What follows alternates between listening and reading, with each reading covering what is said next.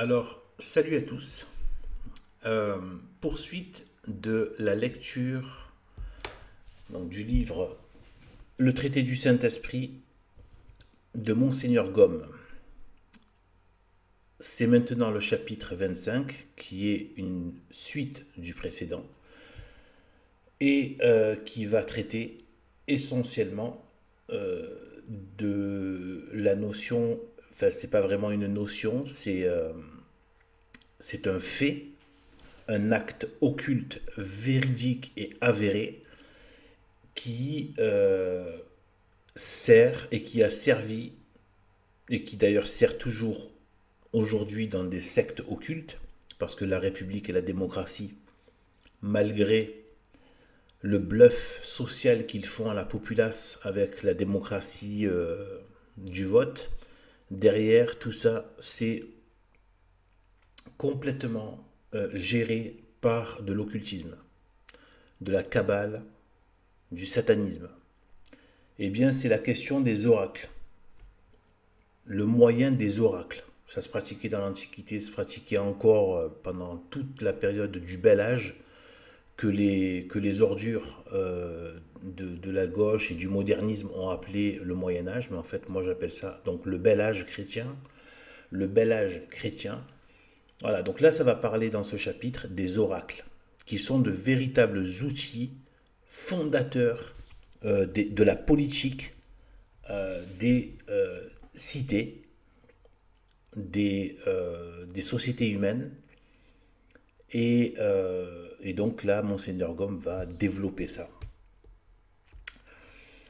Nous avons ajouté que Jéhovah, présent dans le tabernacle et dans le temple, n'était pas seulement le Dieu de son peuple et le gardien de la religion, mais encore l'oracle et le directeur de la société civile et politique, c'est-à-dire que du fond de son sanctuaire, il dirigeait toutes les entreprises de sa cité, dont les membres avaient soin de ne rien faire sans le consulter. Ses volontés se manifestaient tour à tour par des songes, par des voix et par des oracles. Tous les traits de ce parallélisme se retrouvent dans la cité du mal. Croire que la présence du Dieu serpent au milieu du monde n'avait qu'un motif, un but purement religieux serait une erreur. Elle avait un motif, un but social, au premier chef. C'est dire en d'autres termes que, du fond de ces sanctuaires, Satan dirigeait non seulement la religion, mais la société païenne par ses oracles et par ses prestiges. De ce nouveau phénomène, les preuves sont presque aussi nombreuses que les pages de l'histoire.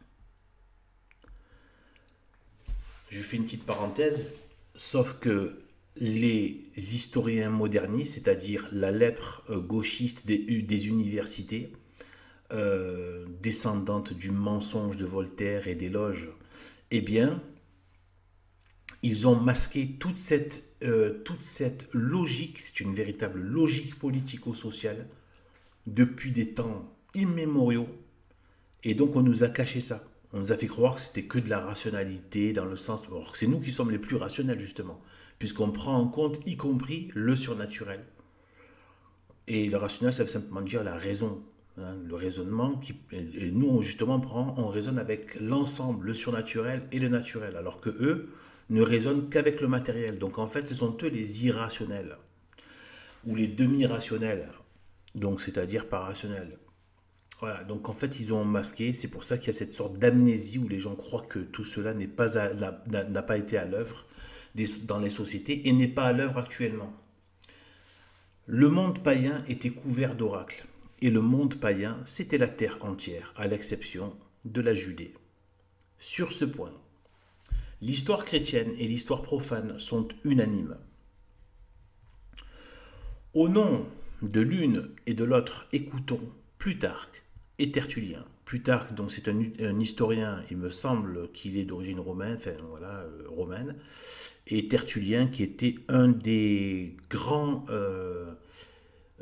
défenseurs et docteurs de l'Église catholique des naissantes, des débuts.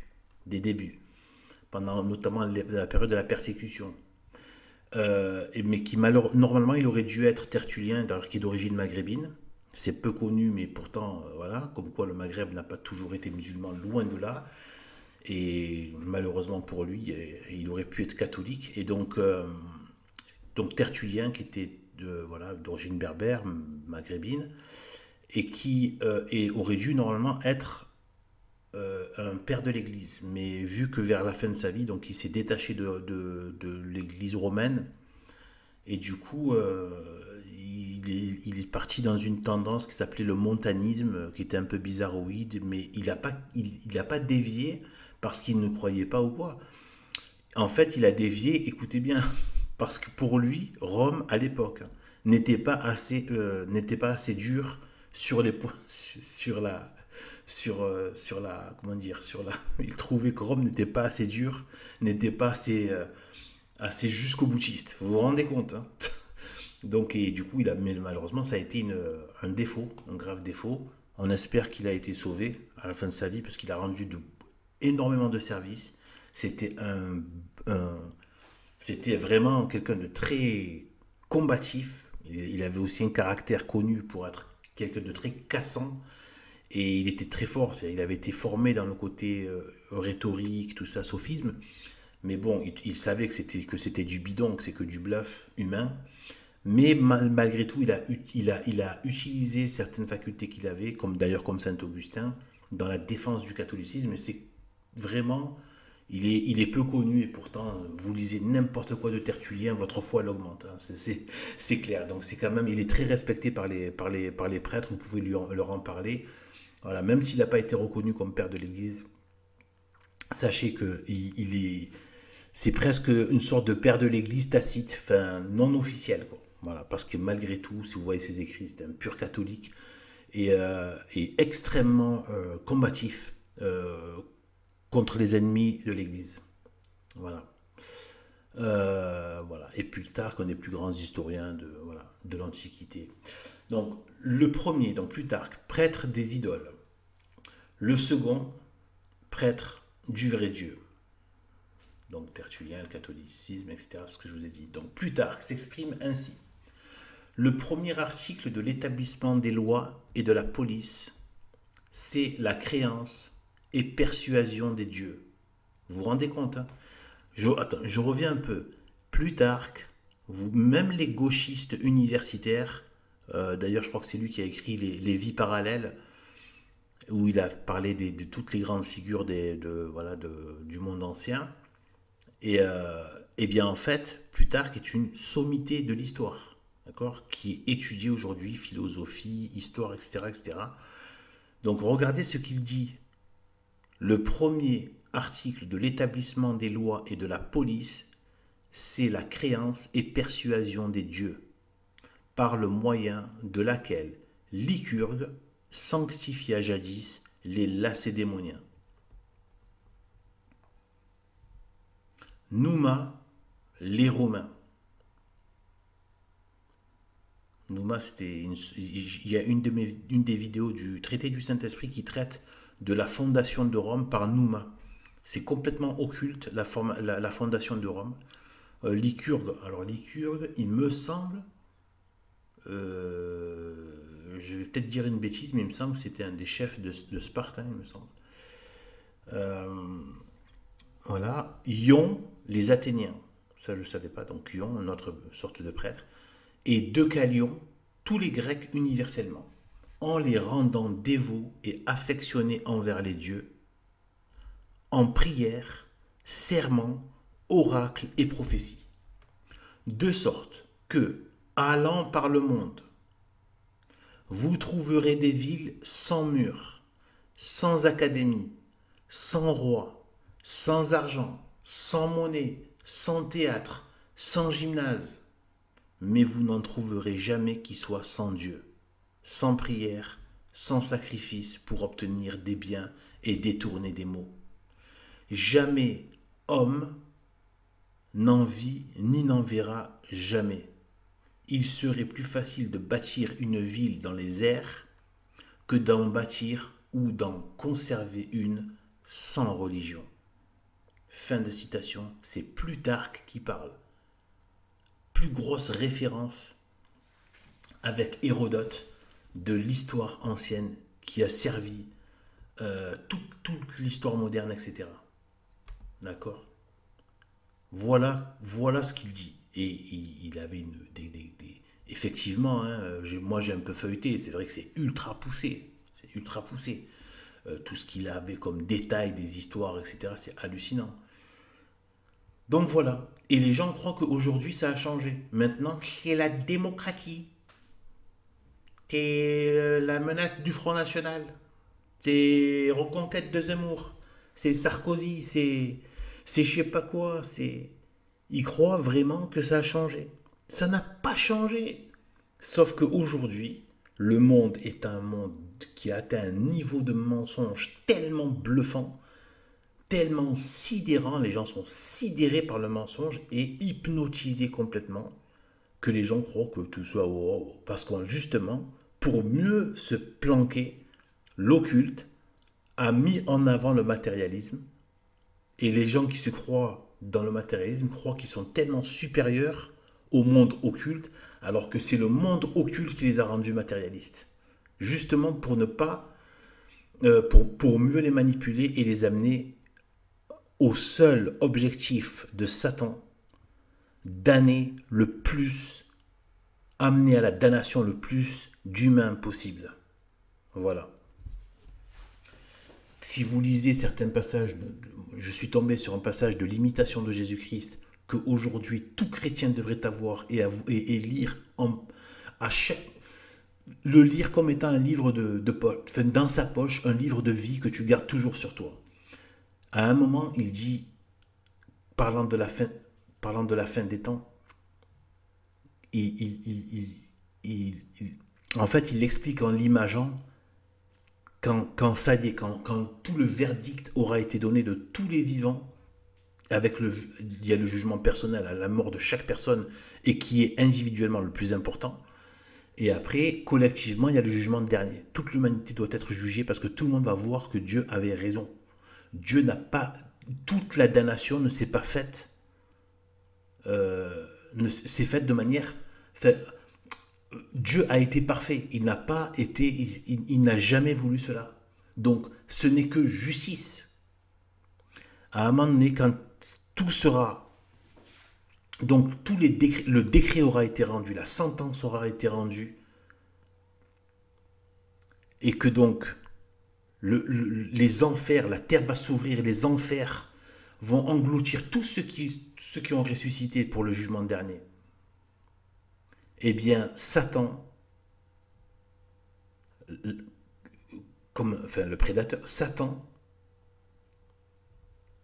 se saisit de sa proie, c'est-à-dire tous les damnés, tous les gens qu'il a réussi à damner, à séduire, à attirer à lui, à le faire à son image à lui, etc. et tout, à se détourner de Dieu, ça devient son butin, ça devient sa proie. Et il dit comme ça dans le livre, et il dit, il l'engloutit avec lui dans les ténèbres en enfer. Vous imaginez Satan qui prend sa postérité en la maudissant et en la détestant, en la haïssant parce qu'il n'aime pas cette postérité.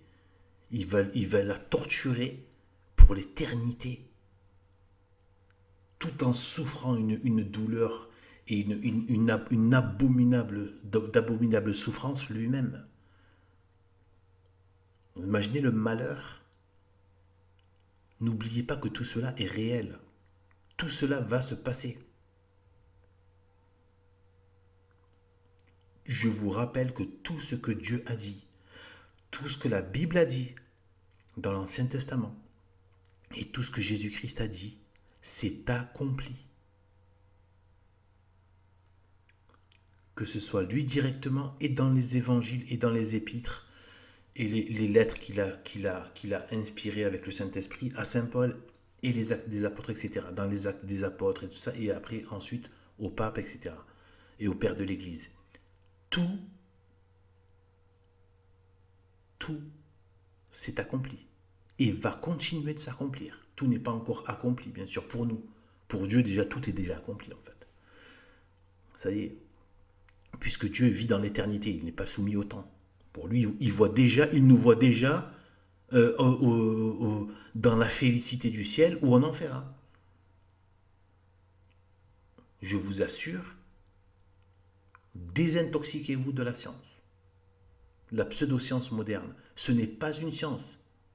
La science éclaire. Cette science-là, c'est la science du démon, donc elle enténèbre. C'est pour ça que les gens tombent dans l'athéisme.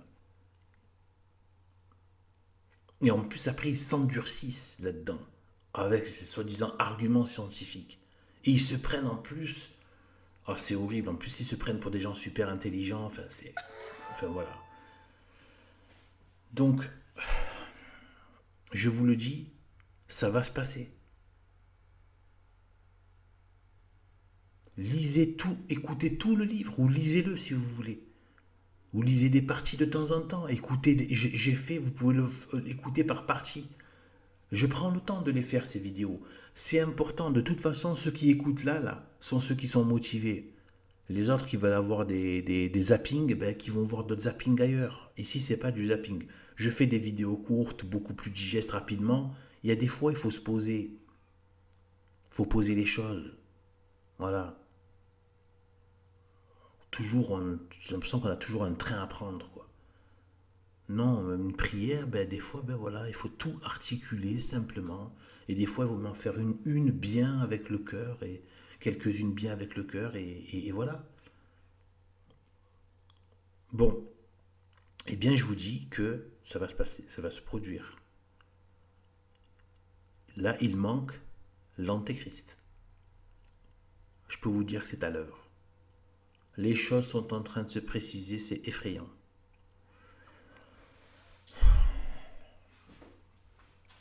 Bon, j'en parlerai dans une autre vidéo de tout ça. Enfin, dans d'autres vidéos plus spécifiques. Donc, formulant d'un seul mot la pensée de Plutarque, le monde, dit Tertullien, est encombré d'oracles. Oraculis stipatus est urbis. Pour citer seulement quelques-uns des plus connus, vous avez Belzébub. Chez les Philistins, Moloch chez les Moabites, Bélus à Babylone, Jupiter, Ammon en Égypte, dans la Grèce, Délos, Claros, Paphos, Delphes, Dodone. En Italie, vous trouvez les oracles célèbres de Gérion, à Padoue, de Diane, à Préneste, d'Hercule à Tivoli, d'Apollon à Aquilée et à Baïa, de la Sibylle à Cume, à Rome et dans les environs, ceux de Mars, d'Esculape, du Vatican, de Clitumnus, de Janus, de Jupiter Pistor, ceux d'Antium, celui de Poda Lyrius en Calabre, et plus de 100 autres. N'oubliez pas Monseigneur Gaume, historien hors pair que l'éducation nationale démoniaque a bien masqué. Tout ce qu'il dit là, vous pouvez aller le vérifier, tout est complètement... C'est hallucinant le travail et les données qu'il a fournies. C'est complètement hallucinant.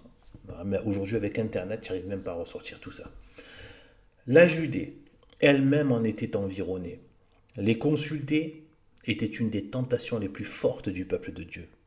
C'est au point que la peine de mort portée dans la loi ne l'en défendait pas toujours. Après le schisme des 10 tribus, les oracles furent en permanence au milieu d'Israël. Saoul lui-même consulte la pythonisse d'Andor, c'est-à-dire une femme possédée par un esprit appelé Python, Python, dont il est si souvent parlé dans l'Écriture. Et puis, qu'étaient les réponses des augures et des aruspices, sinon des oracles ou l'interprétation des oracles? Or, les augures et les aruspices se rencontraient sur tous les points du globe dans... Bon, le pauvre. Non, pardon, c'est moi le pauvre. Il pensait que c'était un globe. Malheureusement, il a été endoctriné là-dedans, mais c'est à tous les points du disque de la Terre plate. Dans les villes et dans les campagnes. Et leur science était l'objet d'une étude universelle. C'est un fait constant, dit Cicéron. Cicéron, encore une sommité hein, très adorée parmi les modernes. Latin, auteur latin. Dit Cicéron que chez les anciens, les chefs des peuples étaient rois et augures en même temps. Gouverner et connaître les secrets divins étaient à leurs yeux deux fonctions également royales.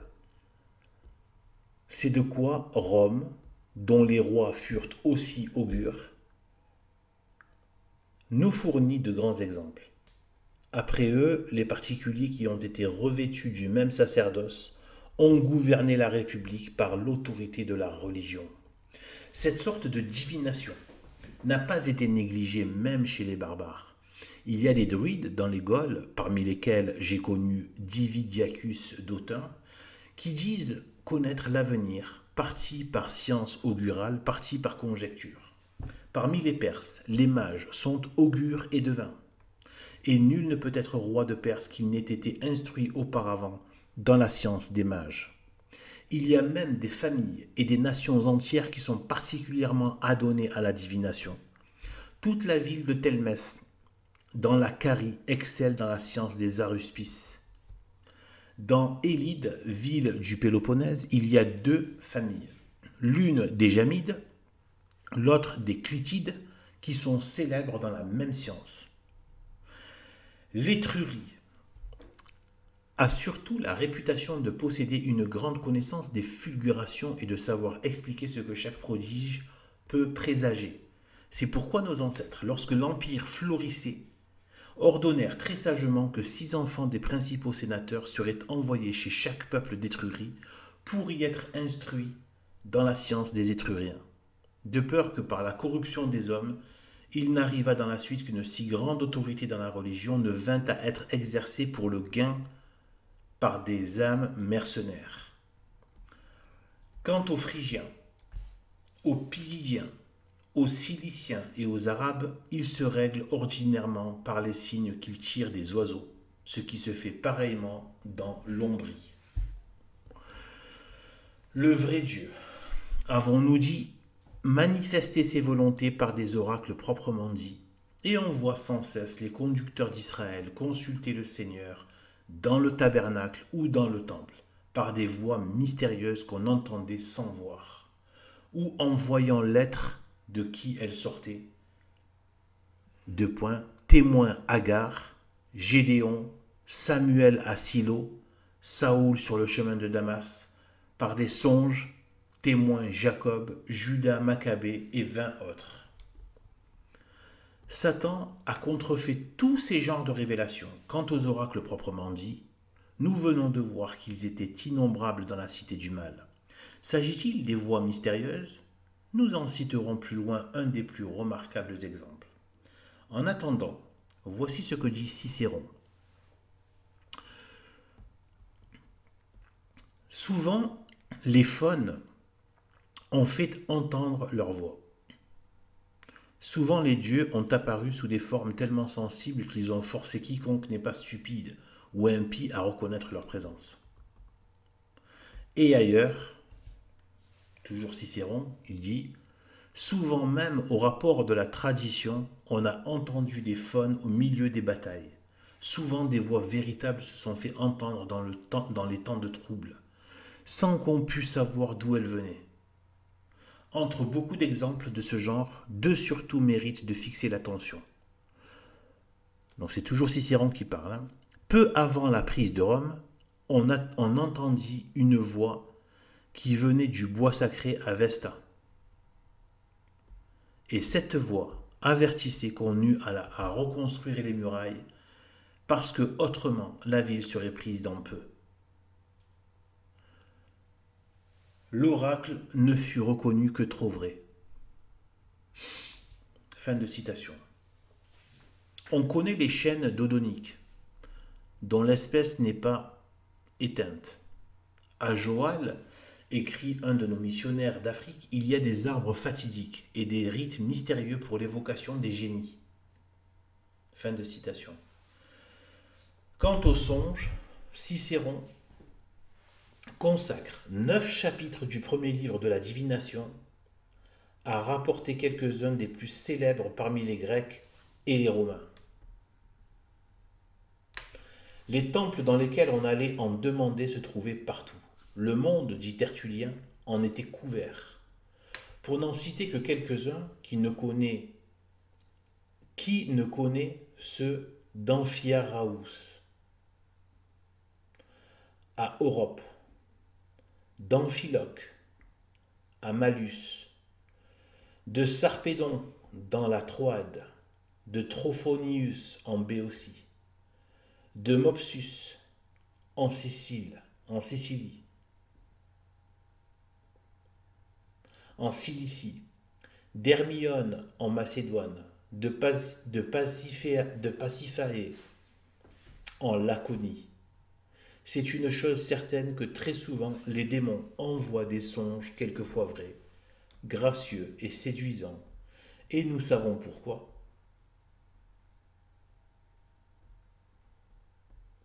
Mais le plus ordinairement troublé, trompeur, honteux, immonde, comme Cicéron, le grand apologiste en donne une longue nomenclature. La croyance aux oracles, c'est-à-dire aux dieux parlants, n'est pas moins universelle que l'existence même des oracles. Écoutons encore la double voix de l'Antiquité. Ouverture des guillemets, donc donc Tertullien. L'Orient et l'Occident, continue Tertullien. Les Romains et les Grecs, toute la littérature du monde croit aux oracles, les commente et les affirme. Fin de citation. Autre citation de Cicéron. Notre République, dit Cicéron, ainsi que tous les royaumes, tous les peuples, toutes les nations sont pleins d'exemples de la véracité incroyable des oracles. Jamais ceux de Polyide, de Mélampodis, de Mopsus, d'Amphiaraus, de Calchas, d'Hélénus n'auraient été si fameux. Jamais tant de nations telles que l'Arabie, la Phrygie, la Lycaonie, la Cilicie et surtout la Pisidie n'auraient conservé les leurs jusqu'à nos jours si toute l'Antiquité n'en avait attesté la véracité. Jamais notre Romulus n'aurait consulté les oracles pour fonder Rome, et la mémoire d'Attius Navius n'aurait pas été si longtemps florissante, si tous n'avaient pas dit des choses admirables de vérité. Je fais une petite parenthèse. On nous a empêchés, enfin moi je l'ai beaucoup développé, c'est pour ça aussi que j'ai pu développer une véritable pensée critique contre, contre la doxa, bien sûr, la doxa du démon, la doxa moderne, etc. Et pseudo-scientifique. Mais en fait, il y a le système de déduction. Raisonner par déduction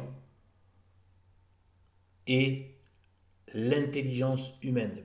On a privé l'intelligence humaine du système de déduction en disant non, il faut raisonner, enfin, en se disant raisonner qu'avec des données, etc. et tout. Donc de l'observation, etc. Et donc si tu n'observes pas donc tout ce que tu... Voilà, donc tu ne peux rien déduire. C'est archi faux. Archi faux. D'ailleurs, toute la logique donc, de saint Thomas d'Aquin, mais aussi des philosophes grecs et même de Socrate, hein, du coup, et même voilà, jusqu'à Aristote, etc., eh bien, fonctionnait par raisonnement déductif. Il déduisait Dieu du raisonnement. Le raisonnement humain est puissant. Il n'est pas archi puissant comme ceux des anges, etc., mais il a une puissance quand même. Dieu nous a donné une raison qui nous permet de déduire l'existence de Dieu et l'existence de certaines autres vérités éternelles qu'on peut revoir, qu'on peut voir. Il y en a plusieurs, hein, mais bon, on le voit par exemple dans la géométrie, voilà, par exemple, voilà, voilà, quatre angles droits avec des droites de même côté, ça fait un carré. C'est une vérité éternelle. Voilà. Donc, enfin, ça c'est que d'exemples comme ça, un peu géométriques, mais il y en a d'autres. Eh bien, c'est une vérité qui est éternelle, qui est intemporelle, qui ne dépend même pas de la matière. Voilà. Or, quand on l'applique, ça marche vraiment sur la matière. Donc, elle est au-dessus de la matière. L'invisible, cette loi invisible, est supérieure. Et donc, forcément, l'invisible est supérieur à la matière. Puisque si je découpe un bois selon les règles du carré, eh ben, j'aurai un bois carré. La matière va se soumettre à la loi géométrique, qui est une loi éternelle, inaltérable, qui ne dépend pas de mon point de vue. À chaque fois que je ferai cette loi, j'aurai un carré. D'accord. J'aurais pas le choix d'y voir un rond, par exemple. Vous voyez, c'est ça la stupidité du monde moderne et de la fabuleux et des affabulations de l'orgueil humain qui soutiennent, qui osent vous soutenir comme ça que bon, finalement, pour eux, bon, eux, ils peuvent voir un triangle dans un cercle. Bon, enfin, un cercle pour eux, c'est un triangle, quoi. Ouais, normal, ils te disent ça. Et puis, si tu n'es pas content, tu as un sale facho qui veut leur imposer ton point de vue, qui n'est rien du tout. Bref, évidemment, comme si le leur était quelque chose, évidemment. Donc, euh, donc voilà. Donc en fait, là, le simple fait que pendant des siècles et des siècles et des siècles, à coups de millénaires, on peut dire même, il y a eu les oracles. Une chose qui n'aurait pas d'efficacité ne peut pas se perpétuer. Voilà, donc ça, j'ai pas, sans même avoir toutes les données, par raisonnement déductif, c'est une évidence que, eh bien, eh bien, que ça avait une efficacité réelle quand on prend en compte tous les éléments. Enfin, voilà, tous les éléments. Pourquoi il y avait des endroits où ils mettaient de l'or, des pierres précieuses, les butins de guerre, les plus grandes richesses, ils les donnaient à leur soi-disant Dieu pour avoir leur faveur, etc. Et j'ai entendu plusieurs fois dans l'histoire que des armées qui arrivaient dans les temples de ce qu'ils appelaient des dieux des autres, des vaincus, donc des démons, eh ben ils prenaient pas les richesses. Parce qu'ils savaient qu'ils pouvaient avoir, ça appartenait à un démon, donc à un soi-disant Dieu, et qu'ils avaient de sales, ensuite ils avaient de sales histoires qui leur arrivaient. De sales histoires. Donc il ne faut pas toucher à ça. Donc ils venaient, ils pouvaient prendre des richesses, mais pas ceux qui étaient dans les temples des dieux des cités. Ouais. Voilà. Alors qu'ils avaient complètement accès, mais ils ne touchaient pas. Voilà. Donc c'est pour dire à quel point tout ça. Alors, croire que ça c'est juste des délires. C'est ce qu'on veut nous faire croire. On fait croire que ouais, c'était juste des gens qui étaient superstitieux. Tu vois. C'est vraiment. Là pour le coup, c'est prendre le monde pour un con. Quoi. Voilà, vraiment c'est ça. Et eux s'érigent en grands rationalistes alors qu'il n'y a rien de plus négateur de la réalité que de nier cette réalité-là. Alors que voilà. Alors, cette foi du genre humain, Cicéron l'a fait reposer sur le raisonnement suivant. Il est certain qu'il y a des dieux, donc il nous faut connaître l'avenir. Donc ils nous font connaître l'avenir. Que s'ils nous le font connaître par des signes, il faut qu'ils nous donnent en même temps le moyen d'entendre ces signes. Ce moyen ne peut être que la divination. Donc il est une divination. Si donc la raison et les faits sont pour moi, si les nations, si les barbares, si nos ancêtres même conviennent de tout ce que je viens d'avancer, quel sujet y a-t-il de le révoquer en doute? Que si, outre cela, c'est une chose qui ait toujours été reconnue par les plus grands philosophes, par les plus célèbres poètes et par les hommes d'une éminente sagesse qui ont fondé les républiques et bâti les villes, attendrons-nous que les bêtes parlent? Et l'accord unanime du genre humain ne pourra-t-il nous suffire? La vérité des oracles est une chose dont on n'a jamais douté dans le monde et avant la philosophie, qu'on a développé depuis peu. Et même depuis les progrès de cette philosophie, aucun philosophe n'a jamais eu d'autres sentiments. Épicure, seul, est d'une opinion contraire. Mais doit-on compter pour quelque chose le sentiment d'un homme qui soutient qu'il n'y a point de vertu gratuite dans le monde? Fin de citation. Vous voyez, c'est Cicéron qui parle et qui disait qu'il n'y avait qu'un homme Épicure. Et pour ceux qui ont lu un petit peu Socrate, c'est très. Il y avait les libations qui sont des sortes de prières, sortes de rituels avant même de discuter de philosophie. Il y avait des rituels. Ça parlait de sacrifices d'animaux, ça parlait justement de l'oracle de Delphes, etc., de la Pythie avec Socrate. C'est très présent quand vous lisez le Socrate de Platon, c'est très présent en fait. Donc, parlant de l'oracle de Delphes en particulier, je soutiens, ajoute le même témoin, donc Cicéron, que jamais cet oracle n'aurait été si célèbre, ni si fameux, jamais il n'aurait été enrichi des présents de tous les peuples et de tous les rois si toutes les générations n'avaient reconnu la vérité de ses réponses. Plus loin, il assure de nouveau que ce n'est pas seulement le peuple qui croit aux oracles, mais tout ce qu'il y a de plus éclairé au monde. À l'exception, dit-il encore, d'Épicure, qui ne sait que balbutier en parlant de la nature des dieux, tous les philosophes ont cru aux oracles. Donc vous voyez, il se moque un peu, et balbutier c'est un peu comme un gamin, il ne comprend rien, mais il croit qu'il parle, mais il ne dit rien en fait en vérité. Épicure, voilà, ouais, c'est que voilà, les épicuriens,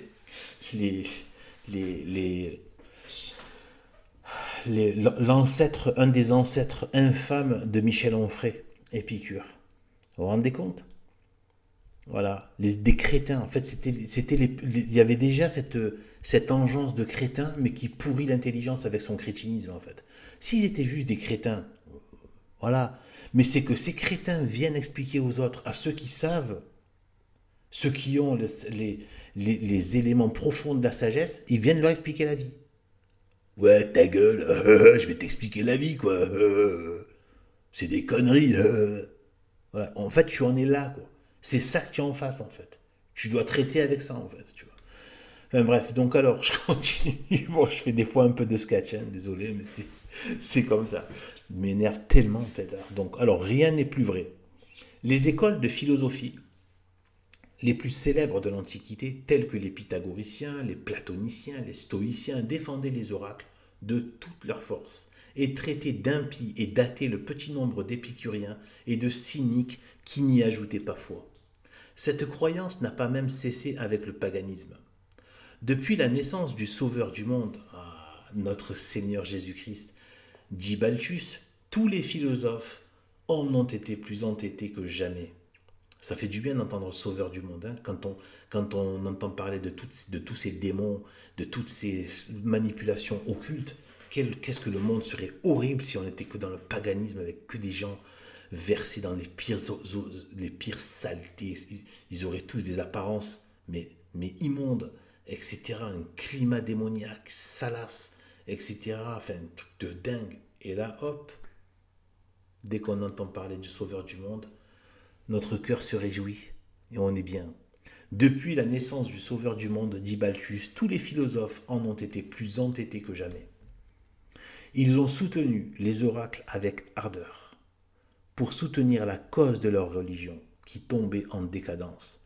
Les épicuriens, même, et les cyniques, oubliant dans cette occasion les principes et les intérêts de leur secte, les faisaient valoir autant qu'ils pouvaient, comme on le voit par l'ouvrage de Cels, où cet épicurien oppose aux prophètes de l'Ancien Testament les oracles de la Grèce, qu'il exalte beaucoup au-dessus de ceux des prophètes, et dont il parle en homme persuadé de leur excellence et des grands avantages qu'on en avait retirés.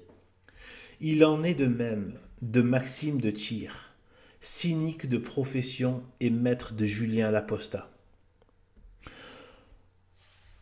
Avec autant de certitude qu'on croyait aux oracles, on croyait à la présence des dieux qui les rendaient. De là le nom d'un dieu donné à chaque oracle, Apollon à Delphes, Esculape à Épidore, Jupiter au sanctuaire de même nom, ainsi les autres. Or, ceux des païens, appelés dieux, n'étaient que démons.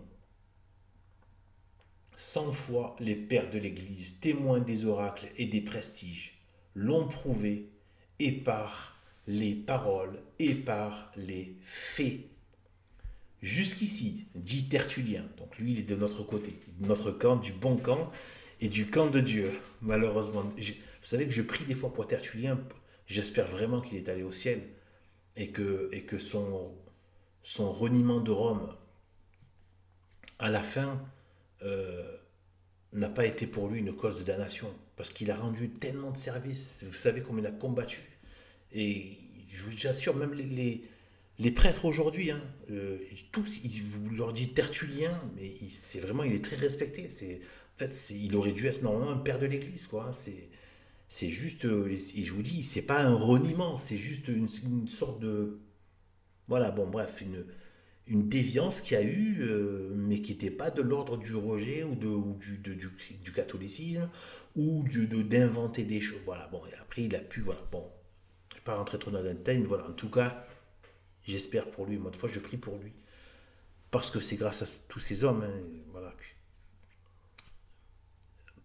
en fait, c'est surtout grâce à Dieu, mais eux, ils ont été quand même des instruments vivants qui ont relayé, qui ont coopéré à leur niveau. Même si on sait que le plus gros du travail est fait par Dieu, bien évidemment. Ce ne sont que des hommes, mais on leur doit le respect et les honneurs. Donc, jusqu'ici, dit Tertullien, j'ai apporté des raisons, mais voici des faits évidents qui prouvent que vos dieux ne sont que des démons. Donc c'est Tertullien voilà, vous voyez, voilà. Alors là, voilà, par rapport à ce que je disais, vous allez voir comme il s'y prend. Donc là, vous avez Tertullien. Donc apparemment, ça, j'avais pas lu encore, hein. Enfin, j'avais pas lu. Je découvre avec vous. Donc là, vous allez voir que je suis sûr qu'il va y aller, hein. Donc jusqu'ici, dit Tertullien, j'ai apporté des raisons. Mais voici des faits évidents qui prouvent que vos dieux ne sont que des démons. Que l'on amène devant vos tribunaux un vrai possédé du démon. Si quelque chrétien lui commande de parler, cet esprit avouera alors aussi véritablement qu'il n'est qu'un démon, qu'il dit ailleurs faussement qu'il est Dieu. Appelez de même ceux qui se sont inspirés par une de vos divinités, ou la Vierge qui promet la pluie, ou Esculape qui guérit les malades. Si ces dieux, n'osant mentir aux chrétiens qui les interrogent, n'avouent pas qu'ils sont des démons, faites mourir sur le champ ce chrétien téméraire. Qu'y a-t-il de plus évident que ce fait, de plus sûr que cette preuve? Waouh! Alors ça, mais je ne sais pas si vous vous rendez compte, hein. Mais fin de citation. En fait, il mettait au défi, il mettait en fait le simple fait de faire comparaître devant un chrétien, pas forcément un grand prêtre chrétien. Non, non, un simple chrétien, il révèle. Bon, tant à mon avis, les chrétiens de l'époque, ça devait être quelque chose en termes de présence du Saint-Esprit. Waouh, avec pour supporter ce qu'ils ont supporté dans le monde dans lequel ils évoluaient. Waouh. Et eh bien, en fait, il les mettait au défi carrément de les faire mourir sur le champ s'ils ne balançaient pas que c'était des démons et non pas des dieux. Juste face à un chrétien. Et il les mettait. Tertullien, c'était quelqu'un, il était écouté, là, il est cité, il était écouté, hein, c'est dans toutes les guerres qu'il y avait avec soit des hérétiques ou autres, des païens, quoi, des Romains aussi, ben, qui, voilà, quoi. Bon. Saint Cyprien, ah, ben lui aussi, c'était un maghrébin, décidément. Non, mais c'est vrai, enfin, moi qui suis d'origine maghrébine, je trouve ça vraiment dommage qu'on a Saint-Cyprien, Tertullien et qu'on a Saint-Augustin. Il n'a pas des masses, mais de grands quand même, de grands, et ça me fait. Je suis dégoûté que le. Dommage, hein, que le Maghreb. Parce que moi j'aimerais bien, moi si maintenant voilà, le Maghreb devenait catholique, j'irais vivre au Maghreb, quoi. C'est clair, c'est clair. J'aime trop la France, mais dans un idéal de rester dans la terre de ses ancêtres, je préfère vivre avec dans une terre maghrébine catholique. Voilà, voilà, avec des gens, voilà, du même peuple, voilà. Mais bon, là, c'est complètement éclaté, c'est la mondialisation, c'est le Bronx, quoi.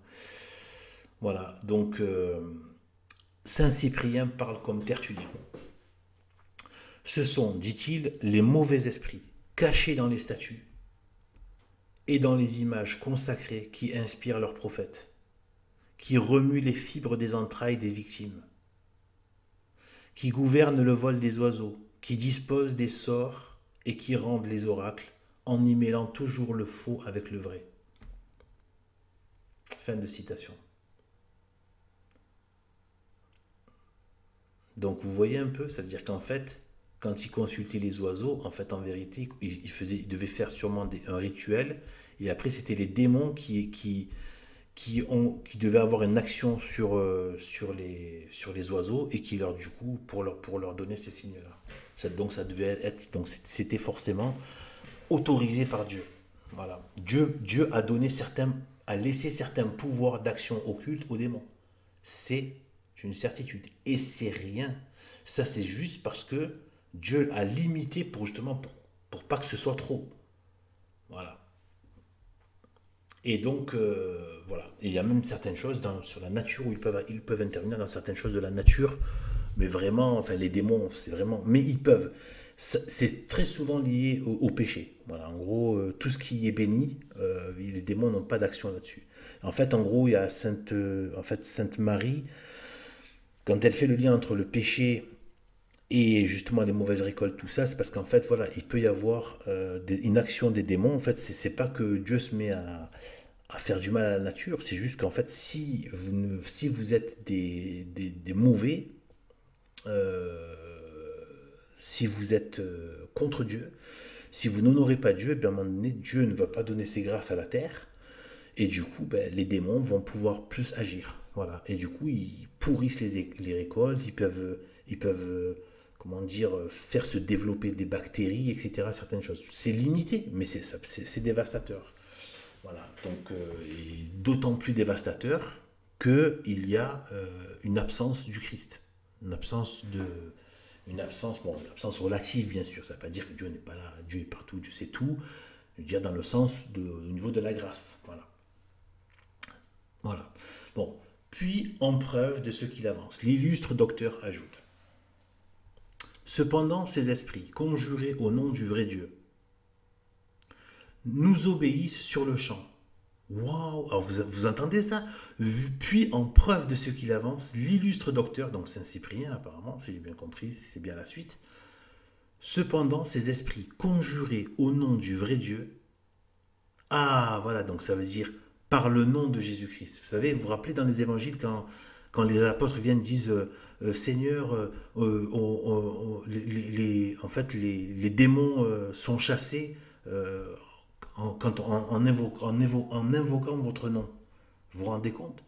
Par le nom sacré de Jésus-Christ, les démons y sortaient. Vous vous rendez compte? Qu'est-ce que c'est d'être du corps mystique du Christ? Franchement, c'est la plus grande merveille d'être un catholique traditionnel, bien sûr, pas Vatican II, Vatican serpent là-bas. Mais le vrai catholicisme, c'est une pure merveille, hein. Et ça, c'est juste des choses comme ça, mais le meilleur resterait à venir. Mais franchement, j'ai trop peur. J'ai pas envie d'aller en enfer. J'ai envie de vivre le bonheur avec Dieu, hein. Et tous les autres membres de l'Église, hein. Donc, ils se soumettent à nous. Ils nous avouent tout et sont contraints de sortir des corps qui vous obsèdent. Vous vous rendez compte? On voit que nos prières redoublent leur peine, qu'elles les agitent, qu'elles les tourmentent horriblement. On les entend hurler, gémir, supplier et déclarer, en présence même de ceux qui les adorent, d'où ils viennent et quand ils se retireront. Incroyable. Fin de citation, mais encore une intervention de ma part. Ne croyez pas qu'aujourd'hui, il n'y ait pas d'emprise démoniaque sur les gens. Vous, le problème, c'est qu'aujourd'hui,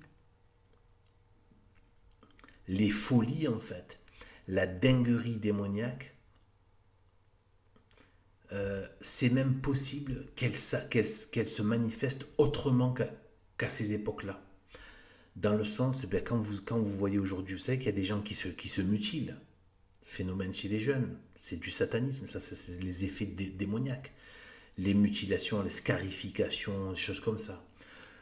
Tous ceux qui se mettent à agir sur leur corps, infestation démoniaque. Ils sont tous infestés démoniaques.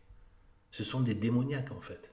Quand vous voyez des cheveux bleus, blancs, bleus, je sais pas quoi, machin, bleu ou tricolore ou quoi, avec des tendances LGBT, des tendances, voilà, eh bien, infestation démoniaque.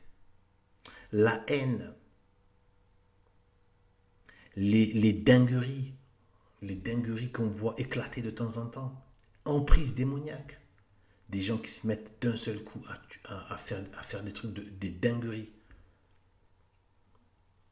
Tout ce qui sort dans les faits divers. Il y a une emprise démoniaque toujours. Mais aujourd'hui, bon, on a psychologisé le truc à cause des infâmes et ces immondes ignorants. C'est pas leur ignorance qui est un problème, c'est qu'ils en font la promotion et qu'ils combattent l'intelligence et le savoir et la sagesse. C'est ça le problème, c'est pas qu'ils soient ignorants. Nous sommes tous des ignorants. Au regard de Dieu, nous sommes des ignorants finis tous. Le plus grand sachant humain, il ne sait rien par rapport à Dieu. Voilà, donc voilà, tout le monde est vite remis à sa place. Hein. Mais voilà, entre humains, il y a des gens qui sont plus de savoir, de savoir pas dans le sens intellectuel, mais dans le sens de la sagesse. La science dans le sens de la sagesse. Et la connaissance liée à la sagesse. Et bien ça, voilà. Donc il y a des ignorants à qui on a gonflé l'orgueil. Donc des profs, des machins, des espèces d'intellos bidons là qui servent à rien. Et bien voilà. Qui sont là en train ouais, c'est psychologique, c'est social, machin et tout. C'est politique, c'est l'injustice qui crée ça. Non. Non. Voilà, en fait, il y a pas que de la possession démoniaque. La possession démoniaque existe toujours aujourd'hui. Et c'est pour ça que certains deviennent dingues. Il y a des gens que ça se termine par des suicides. Il y en a qui deviennent dingues. Il y en a qui développent des maladies psychiatriques qu'on ne reconnaît pas comme étant de la possession démoniaque, etc., etc. Et pourtant, il y a plein de gens qui sont dans les trucs psy et qui seraient bien, qui auraient juste besoin d'un bon exorcisme et d'une bonne conversion au catholicisme. Eh bien, voilà, plein d'autres choses, dans la criminalité, dans les mœurs dépravées, les gens qui vont faire des orgies, des trucs collectifs, de ceux qui se mettent tout à coup à faire des tournantes, etc., des agressions sauvages qui n'ont plus rien comme ça, il y en a combien? Des dingueries comme ça. Sans compter tous les types d'infestations aussi. Les infestations. Les gens en mode haine. Sur la route, les gens sont dingues. Je veux dire, je n'arrive plus. Moi qui aimais bien conduire, je ne veux enfin, dire, c'est hallucinant. Ils sont tous enragés, quoi. C'est un truc de dingue. Bref. Donc il n'y a pas que la possession, il y a aussi l'infestation démoniaque.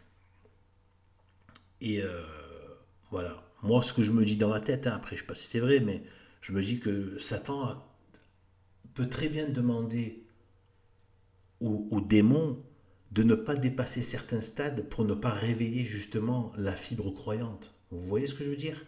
Il peut très bien ordonner, parce que c'est lui leur chef, leur dire, vous infestez mais vous ne possédez pas. Vous voyez un peu le truc?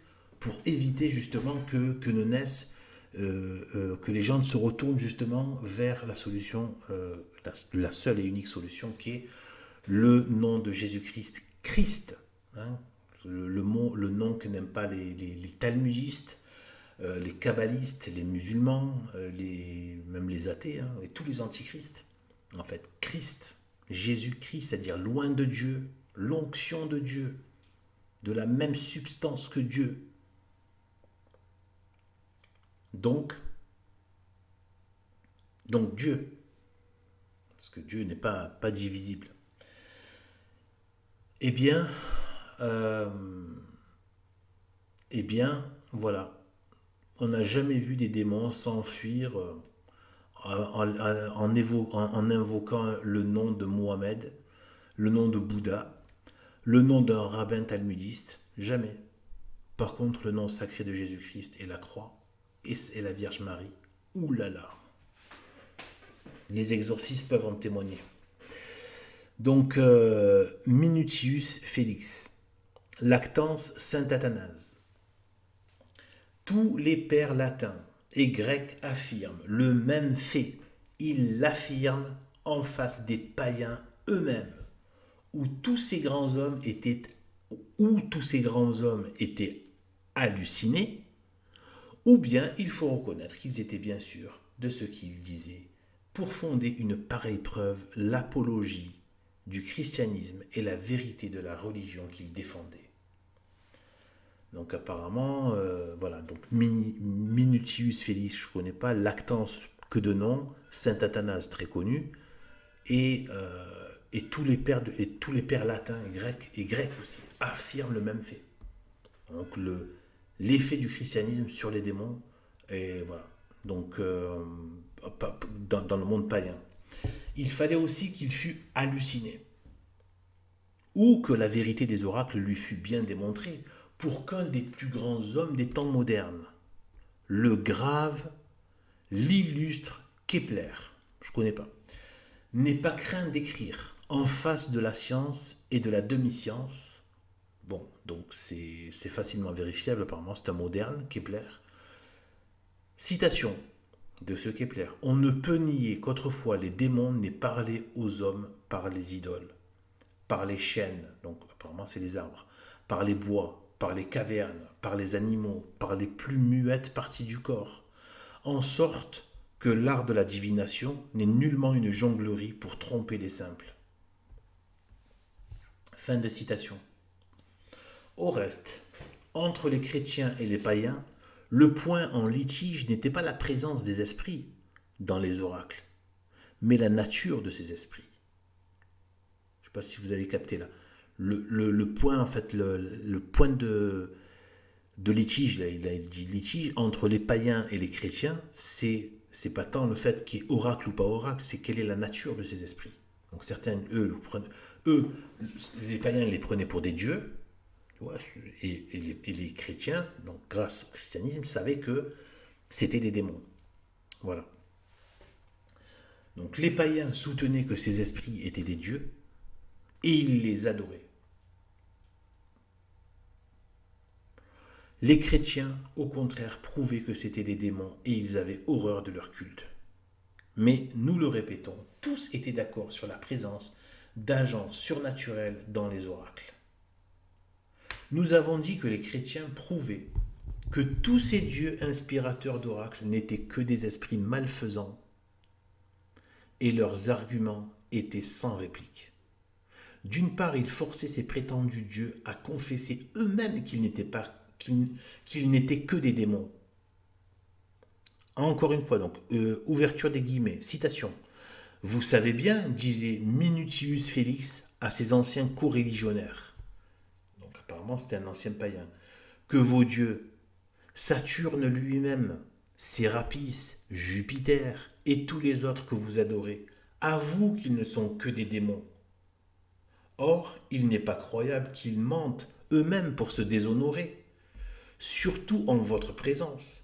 Croyez-les donc et reconnaissez qu'ils sont des démons, puisqu'eux-mêmes en rendent témoignage. Vous vous rendez compte, devant leurs adeptes eux-mêmes, ils disaient, bon, en fait, on n'est que des démons, on est des démons, avec la présence de chrétiens. Dès qu'il y avait la présence de chrétiens, qui leur demandaient de confesser, eh bien, ils disaient que c'était des démons. Donc par des manifestations du démon, quoi. Donc, d'autre part, résumant, donc ça doit être Dieu qui devait les obliger à rendre compte de leur nom, de leur nature. Obligé. Il leur interdisait le mensonge.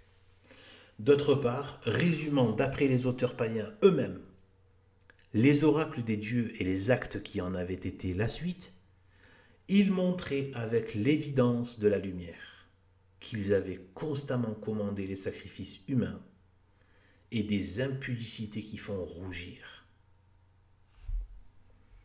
Enseigner la magie, provoquer des guerres et des meurtres, louer des impies et des scélérats et anéantir la liberté humaine en soutenant partout le dogme de la fatalité ou du destin.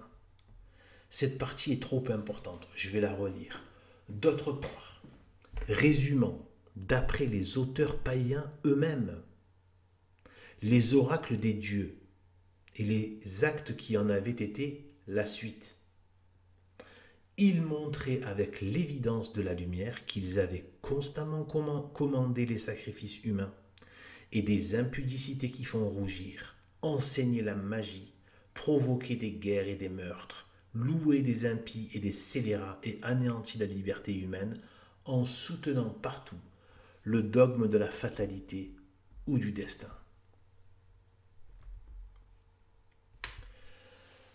Et vous regardez comme des dieux, leur disait Lactance, ceux qui outragent de la sorte l'humanité et la vérité. Oui, Dieu au pluriel, mais Dieu malfaisant et pervers, c'est-à-dire esprits rebelles qui veulent usurper le nom de Dieu et le culte qui lui est dû. Non qu'ils désirent les honneurs, il n'en est point pour ceux qui sont perdus sans ressources. Non qu'ils aient la prétention de nuire à Dieu, nul ne le peut. Mais aux hommes, à tout prix, ils veulent les détourner de la connaissance et du culte de la majesté suprême, afin de les priver de l'immortalité bienheureuse, qu'eux-mêmes ont perdue par leur malice. Ils obscurcissent la vérité par des ténèbres et des nuages, afin que le genre humain ne connaisse ni son Créateur, ni son Père. Désolé, mais là je fais une parenthèse que je veux faire. Par rapport à ça. Ça vous rappelle pas la science moderne, la pseudo-science moderne, que j'arrête pas de critiquer, mais bon, même si personne, à part quelques fidèles auditeurs, bon, ma voix ne... Voilà, donc, que je n'arrête pas de condamner, et le lien qu'il y a, c'est pour ça que ça me met en rage, toute proportion gardée, mais je veux dire, ça m'énerve quand je vois tous ces catholiques avec cette espèce d'esprit bourgeois, machin, en train de faire croire, genre, je veux dire, c'est d'être tellement soumis à genoux face à la science des universités, machin et tout ça. Alors que ces gens leur crachent dessus, c'est le démon, c'est fait exprès pour détruire dans les esprits la révélation de Dieu. Je vais vous le relire ce passage. Ils obscurcissent la vérité par des ténèbres et des nuages, afin que le genre humain ne connaisse ni son Créateur, ni son Père. Donc moi, ça, je peux l'appliquer facilement à la pseudo-science moderne avec les singes, le Big Bang, etc., l'évolutionnisme, Darwin, etc., plus ensuite l'évolution, soi-disant, de la pensée humaine. Ils obscurcissent la vérité par des ténèbres et des nuages, afin que le genre humain ne connaisse ni son Créateur, ni son Père. Vous comprenez? Vous comprenez maintenant quel est l'intérêt de cette astronomie, de ce darwinisme, etc.? C'est la nouvelle forme qu'a prise le démon. Il a pris une forme de pseudo-science matérielle. Mais l'objectif reste le même, couper le lien avec le Créateur, afin que la créature ne cherche plus à le rejoindre dans le ciel. Je continue. Pour mieux y réussir, ils se cachent dans les temples, ils se mêlent aux sacrifices, ils font des prestiges, qui étonnent et qui font rendre les honneurs divins à des simulacres de Dieu. Fin de citation. De ce qui précède résulte deux faits. Le premier, que le monde païen était plein d'oracles. Il l'entourait comme une ligne de circonvallation entoure une ville assiégée. Oraculis stipatus. Telle est entre mille la déclaration de Plutarque et de Tertullien, deux témoins oculaires placés aux antipodes. Donc l'un du monde païen, l'un du monde catholique, et les deux témoins oculaires de ces phénomènes d'oracle qui étaient extrêmement répandus de partout, dans chaque cité, etc., plusieurs temples, etc. Et voilà, et des actes qu'ils ont vus d'eux-mêmes, toutes les gens qu'ils connaissaient, voilà. Donc,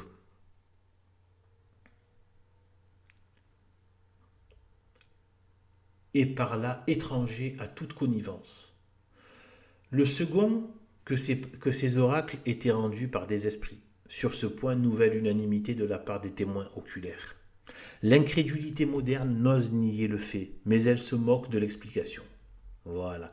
C'est-à-dire que même l'incrédulité des modernistes n'ose nier le fait. Le fait est trop... Comme je vous dis, il suffit de lire un peu les antiques, ça ressort tout le temps. D'accord ? Mais elle se moque de l'explication. Ouais, c'était juste des trucs, ouais, c'était parce qu'ils avaient rien compris encore à la science moderne, donc du coup, ils étaient dans des délires. C'est ça qu'ils vous disent. C'est pour ça que ces ignorants, militants et qui attaquent la science de la sagesse m'énervent au plus haut point. C'est pas leur état d'ignorance qui m'énerve. Suivant elle, les oracles étaient une pure jonglerie, bonne pour amuser la multitude ignorante, mais sans influence sur les hommes éclairés qui n'y croyaient pas.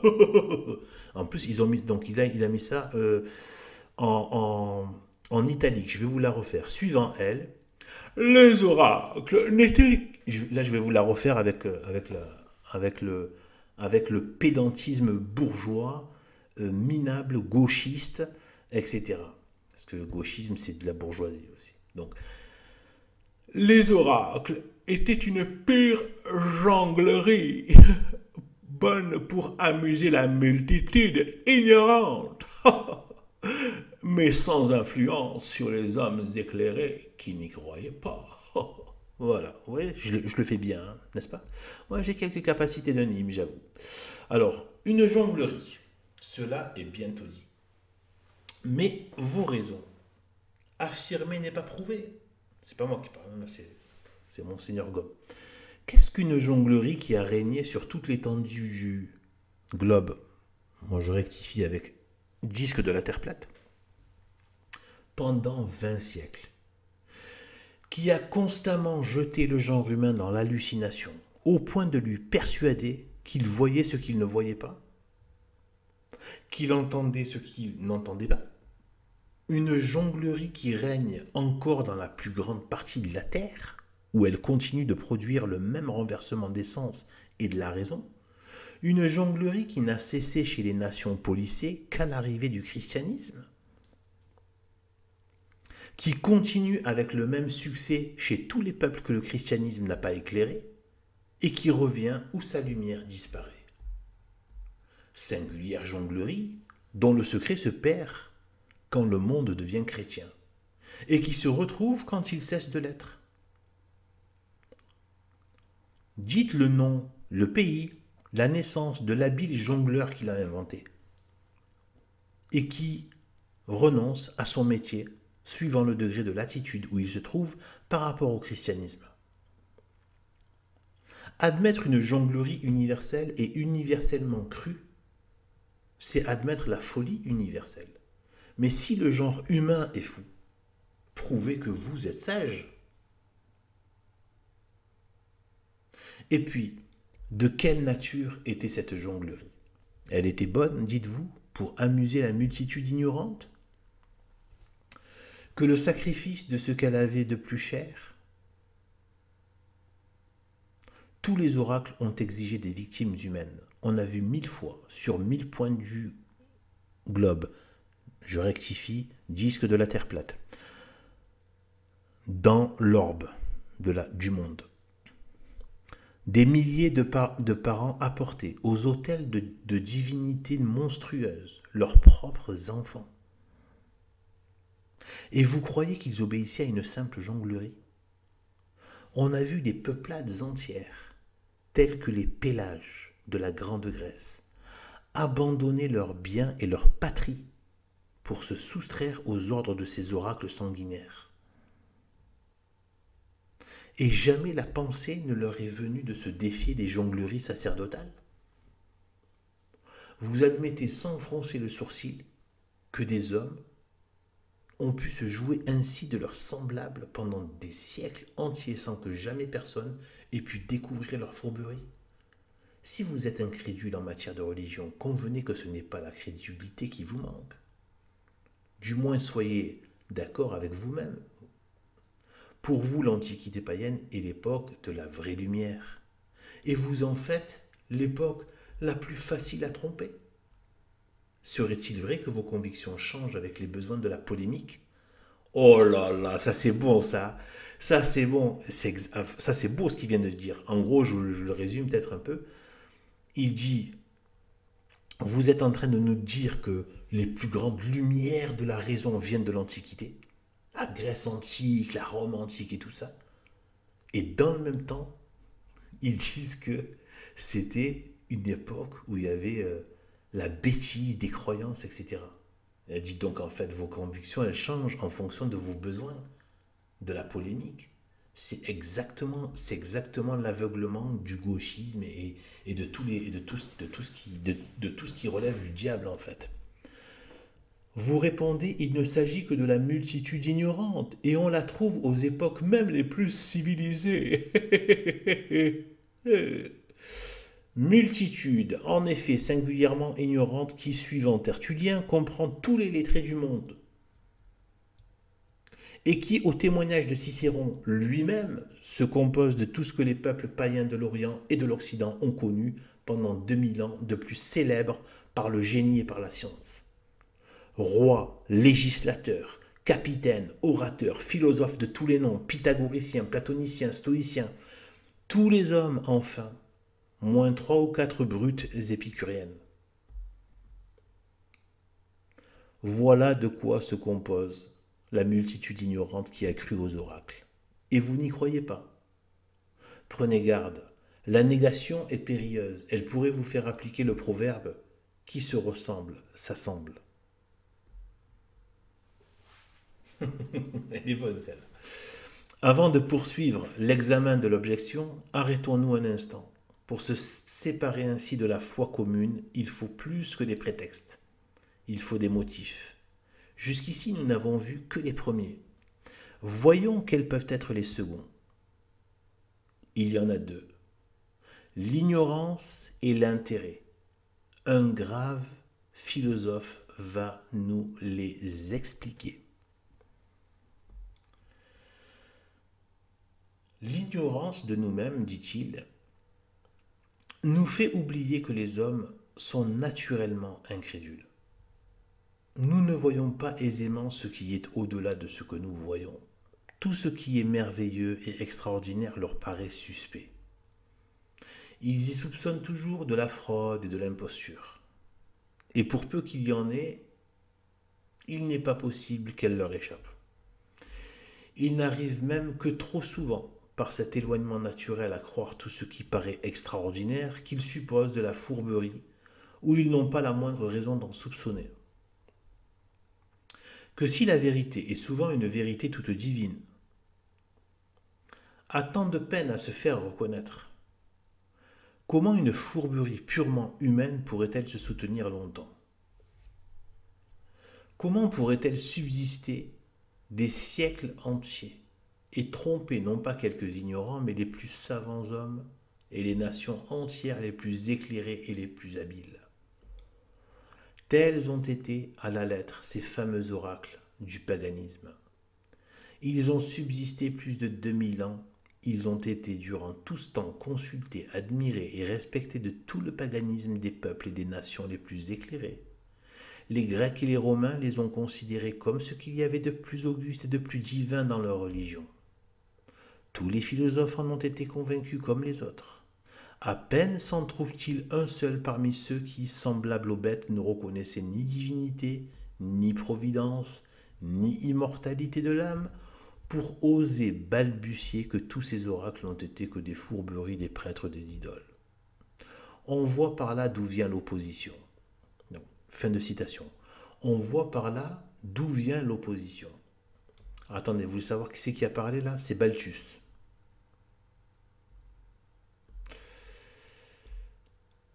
On voit par là d'où vient l'opposition. Ce n'est ni l'autorité ni la science qui la motive, mais l'intérêt du cœur.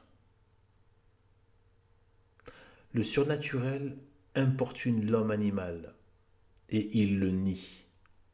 Waouh, c'est violent. En fait, moi, j'ai pas cet art-là. Eux, ils ont l'art, ces grands esprits là, comme Monseigneur Gomme. Ils ont l'art de vous mettre des gros crochets une grosse, une gros crochet du droit avec une clé et plus, etc. Un gros plaquage au sol de lutte avec des mots tranquilles, simples, bien mesurés. Tu vois. Ça, c'est vraiment un truc de classe supérieure, ça. Quand elle a la classe, hein, bien sûr, pas les classes supérieures que de nom. Euh, donc, parce qu'en fait, là, ils viennent de résumer exactement aujourd'hui la lèpre moderne, ce à quoi on a affaire quand on parle du surnaturel. Regardez, ce n'est ni l'autorité ni la science qui la motive, donc cette opposition, mais l'intérêt du cœur. Donc ça vient du cœur. Repensons à ce que dit Jésus-Christ. Tout vient du cœur. Le surnaturel importune l'homme animal et il le nie. Trop bien. Donc je continue. Mais sa négation le conduit à l'absurde. Les épicuriens anciens et modernes, continue Balthus, sont forcés d'admettre le fait des oracles. Mais à la manière dont il l'explique, les oracles étaient des fourberies si grossières qu'elles devraient être incapables de tromper pendant 6 semaines les gens de la campagne les plus stupides et les plus ignorants. Suivant eux, on parlait aux adorateurs dans des statues creuses, on leur criait aux oreilles avec des trompettes, on les endormait avec je ne sais quelle drogue, on faisait jouer à leurs yeux des marionnettes. Et pendant plus de 2000 ans, tous les peuples ont cru que tout cela était divin, surnaturel, miraculeux, en un mot l'ouvrage des dieux et l'effet de leur puissance. Parmi les philosophes les plus habiles, au sein des nations les plus éclairées, il ne s'est trouvé personne pour découvrir la fraude. Est-ce que les hommes d'alors étaient incapables de soupçonner qu'on pût ou qu'on voulut les tromper? Si les prêtres des idoles avaient intérêt à les amuser et à les séduire, eux n'en avaient-ils pas beaucoup plus à éviter de l'être? Fin de citation. Afin de donner à leur explication naturelle des oracles un vernis de science, donc là il parle des déchets intellectuels de la pseudo-science moderne, afin de donner à leur explication naturelle des oracles un vernis de science, afin de donner à leur explication naturelle des oracles un vernis de science, d'autres épicuriens les ont attribués à des vertus cachées, à des propriétés inconnues de la nature, à des fluides ou à certaines exhalaisons de la terre. Mais si ces vertus sont cachées, ces propriétés inconnues, comment savent-ils qu'elles peuvent rendre des oracles? Quel rapport ont-ils constaté entre certaines exhalaisons de la terre et la faculté d'annoncer l'avenir ou de voir à distance? Ils ne s'aperçoivent pas qu'ils se rendent ridicules aux yeux du sens commun en admettant des mots à la place des choses et aux yeux de leurs confrères en cherchant sérieusement la cause d'un effet qui n'est qu'une chimère ou une fourberie grossière de quelque imposteur. Et ils se disent fièrement incrédules. La vérité est que, pour croire que tant de grands hommes, tant de nations différentes ont été dans un aveuglement si prodigieux, durant une si longue suite de siècles, il faut avoir une foi bien robuste. Il est plus aisé de croire ce qu'il y a de plus incroyable et de plus prodigieux dans les fables. Vous croyez néanmoins ce prodige, quelque ennemi que vous soyez du merveilleux. D'où vient cela? C'est que bien des gens n'aiment pas entendre à parler. Pardon. c'est que bien des gens n'aiment pas à entendre parler des démons, ni de tout ce qui y a, ni de tout ce qui y a quelque rapport. Cela réveille certaines idées de notre vie qui ne plaisent pas. Ils croient assez les vérités de la religion sur des raisonnements de spéculation. Mais des preuves trop sensibles de ces mêmes vérités les incommodent. Ah, ça j'aime bien, ça j'aime. Pour ceux qui connaissent un peu ma chaîne,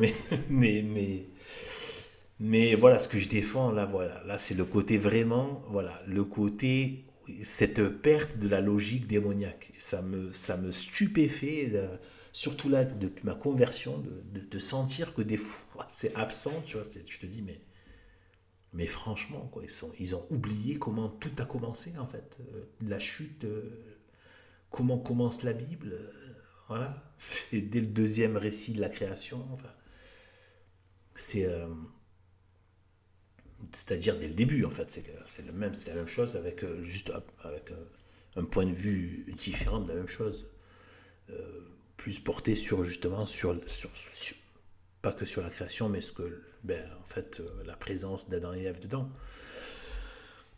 Eh bien voilà, je crois que c'était la fin du chapitre 25. Je vais le relire, cette petite fin. D'où vient cela? C'est que bien des gens n'aiment pas entendre parler des démons. Repensez Vatican II, etc. Et tout. Et tous les gens qui ne veulent pas entendre parler des démons. Je vous assure que je connais des gens, même de la tradition, qui disent ouais, moi les démons, j'ai du mal. En fait, tu ne dois pas avoir du mal, tu es obligé d'y croire. Et en fait, je vais vous dire une bonne chose, ils existent, donc vous pouvez y croire. C'est pas juste, ouais, vous devez y croire bêtement, ils existent vraiment, renseignez-vous. C'est tout. Et puis, ouvrez les yeux. Essayez au moins un petit peu. Et c'est justement une des raisons, c'est à cause, mais ça peut servir aussi de prétexte, c'est la pseudoscience moderne. Tant que vous restez soumis à cette pseudoscience moderne, il y a peu de chances que vous arriviez à véritablement intégrer les démons dans l'équation. Or, ça n'a pas de sens, en fait, d'un point de vue religieux. Voilà, ça n'a pas de sens. C'est toute l'histoire du début et de la fin, qui commence par cela et qui se termine par cela. Voilà ce que je vous ai dit tout à l'heure sur le diable qui engloutit sa proie avec lui dans les enfers, après le décret final, la sentence finale, éternelle, sans révocation jamais, pour l'éternité, c'est-à-dire ce qui ne s'arrête jamais. Il n'y aura plus de fin. Le mot fin n'existera plus. N'oubliez pas comment se termine. Donc avec le 7e jour de la création, ça c'est pas de moi, c'est Saint Augustin qui avait fait cette magnifique remarque. Donc quand j'ai lu ça, j'étais ébloui, c'était magnifique. Quand il dit que le jour du Seigneur, donc, c'est le jour donc comme à la fin du monde, en fait c'est une préfiguration de la fin du monde, quand tout sera consommé, qu'on reviendra au Seigneur, ce sera le jour du Seigneur. Et il dit donc qu'il y eut un jour, non, il y eut un matin. Mais là, il ne dit pas il y eut un soir, il y eut un matin. En fait, il n'y a pas de soir après. Il dit juste il y eut un matin. Donc en gros, c'est le matin éternel. C'est le beau petit matin de toute merveille incommensurable, infinie pour l'éternité et qui est exponentiel. L'amour de Dieu, sa vie, etc. Vous vous rendez compte ce à quoi on est appelé à devenir à vivre de la vie de Dieu dans tout son bonheur, enfin dans tout son bonheur, dans son bonheur, chacun à sa mesure, selon la mesure de ses mérites, mais le plus petit mérite au paradis, c'est un bonheur incommensurable et inimaginable. Comment dire, c'est le plus petit grade, c'est un bonheur qui n'a jamais été goûté sur la terre par personne. C'est une joie la présence de Dieu. Dieu qui est tellement amour qu'il est descendu là en tant qu'homme dans une chair fragile, suer du sang, une nuit dans un jardin des oliviers, en train de supporter nos immondes péchés, pour pas que nous on ait à les supporter. Ce même Dieu dit, je vous attends au ciel. Juste ne péchez pas. Et si jamais vous péchez, revenez à moi par le regret, la contrition parfaite et la réparation. Par l'Église catholique, d'Avray. Mais on ne peut pas revenir vers lui avec l'homme, avec la malice. Parce qu'il ne peut pas cohabiter avec la malice. Il ne peut pas mettre sa grâce de pardon là où nous, on maintient notre offense. Nous-mêmes, on ne le supporte pas. Est-ce que tu peux pardonner à quelqu'un qui est encore en train de te faire du mal pendant que tu es en train de lui pardonner? Bref. Alors, il croit assez des vérités de la religion sur sur des raisonnements de spéculation. Voilà. Donc vous voyez, c'est ce que je disais aussi par rapport aux bourgeois, cette mentalité bourgeoise chez les catholiques qui a infesté le catholicisme avec le côté, la surévaluation du... Non, j'ai pas envie de dénigrer. Le catéchisme, c'est... On peut dire que c'est la parole de Dieu rendue accessible à la population. Donc attention, ce sont les vérités de la foi. Donc je peux pas dénigrer ça. Mais ils ont trop voulu intellectualiser et ils ont enlevé toute la vie, justement, et comment dire, les choses qui ne relèvent pas de l'intellect. Voilà. C'est pas le catéchisme le problème, c'est d'avoir mis le focus que là-dessus. Voilà. C'est que des enseignements. Et des enseignements sur où on apprend, on écoute, voilà, etc. Alors qu'en fait, voilà. Et on évite les sujets trop surnaturels, etc. Voilà.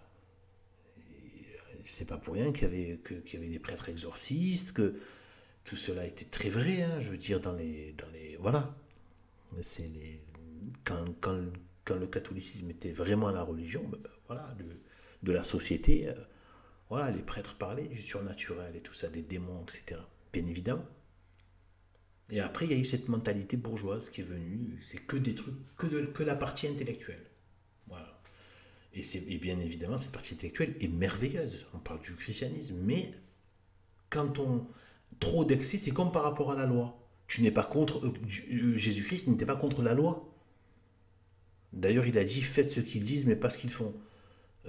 Par rapport aux pharisiens, il n'était pas contre la loi. C'est un certain abus, une certaine manipulation des choses de la loi fait qu'on en perd l'essence, la substance et la motivation qui est le bien. Voilà. Et à trop d'intellectualisme, à un moment donné, on perd la substance de la religion. Voilà. Donc voilà, voilà. Mais des preuves trop sensibles de ces mêmes vérités les incommodent. Voilà, bon ben, vous êtes resté longtemps avec moi. Hein. On est resté 1 heure et demie. Pouah, quasiment le temps d'un film. Bon ben voilà, c'est le concept de ces vidéos et de ces audios avec les chapitres de Monseigneur Gaume. C'est un peu une aventure, hein, ceux qui veulent, voilà, on va aller jusqu'à la fin du 2e tome, si Dieu me prête vie bien sûr, et que je peux travailler, voilà, à les faire. Eh bien, voilà, c'est une aventure, on va vraiment aller dans le traité du Saint-Esprit, au cas où, je le rappelle au besoin, vous vous rendez compte, c'est la 3e personne de la Sainte Trinité, le traité du Saint-Esprit. Vous vous rendez compte ce à quoi il s'est attaqué et regardez comme il l'honore. Et vous allez voir petit à petit ce qui se passe. Ça va être vraiment bien, si Dieu me prête vie, de pouvoir continuer cette épopée on va vraiment rentrer dans les grandes choses de la religion par l'esprit. grâce à Monseigneur Gom. Voilà. Eh bien, à bientôt et que Dieu nous bénisse. Salut à vous.